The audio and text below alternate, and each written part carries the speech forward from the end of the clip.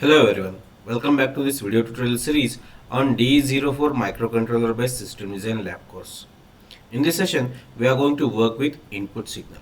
So as you can see in this particular schematic, we have connected 4 buttons to port C of PIC18f4520 and each pin is pulled up through registers. So the default status of each pin is logic high, and when you press this button, the particular pin is get connected to the logic low.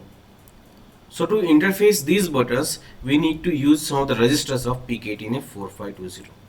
So for reading the level on GPIO pin or a port, we need to use port registers. But before that, we need to configure that particular pin or a port as a input port. So we are going to use TRIS register and the port is C. So we will just configure these 4 pins as input. It means that we need to write logic high to those pins. So the value of TRIS C register is 0x0F. So the whole value of port is 0000 and 1111. So RC3 to RC0 are configured as input.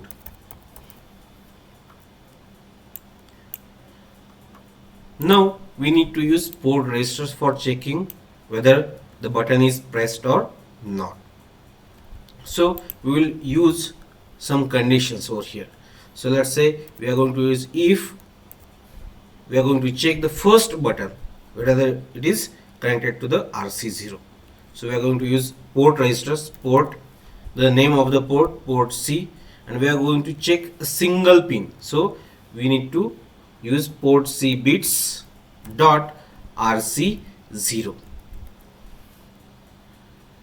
And when you press the button, it will be get connected to the logic 0. So that's why the condition will be equals to 0. It means that if the button is pressed, you will get logic 0 at this RC0 pin.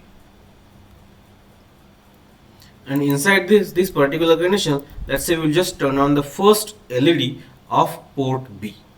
So we'll write LATB equals to 0x01. So the value of whole port is 0000, then 0001. So first LED will be turned on. But before that, what we will do is we will just turn off all the LEDs. So initially we are just going to turn off all the LEDs. So the default value is 00. Now we are going to check the second condition. So else if we are going to check the condition for second button which is connected to the pin number RC1. So again we are going to use port C bits dot RC1,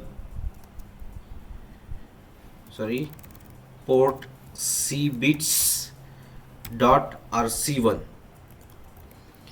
equals to 0. And inside this condition again we are going to turn on the second LED. So we are going to write LATB is equals to 0x02. So the value of whole port is 0000, then 0010. Same way we are going to check the condition for third button. So else if, and we are going to use again port C register. So port C bits dot RC2 equals to 0. Then we are going to turn on the third LED. So we are going to write LATB is equals to 0x04. So the value of whole port is 0000, then 0100. Same way we can write the condition for fourth button. Else if and port C bits dot RC3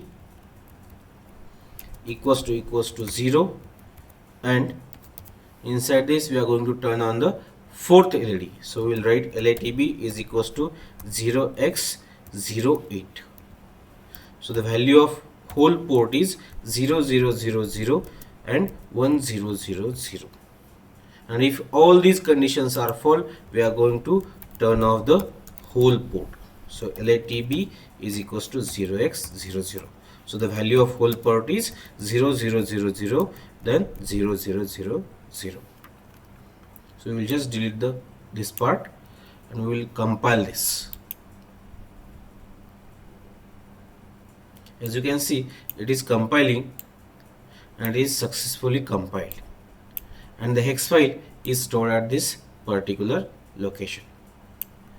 So you can visit back your schematic, double click on this microcontroller and select your hex file where it is stored. Just click on OK, and if you simulate it or run it, you can able to see the default status of all LEDs are in off state. When you press the button, you can able to see first LED will turn on. If you press button 2, you can able to see second LED will be turned on.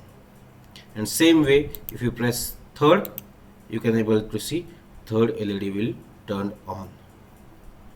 And the last one is fourth. So when you press fourth switch, you can able to see fourth LED is turned on.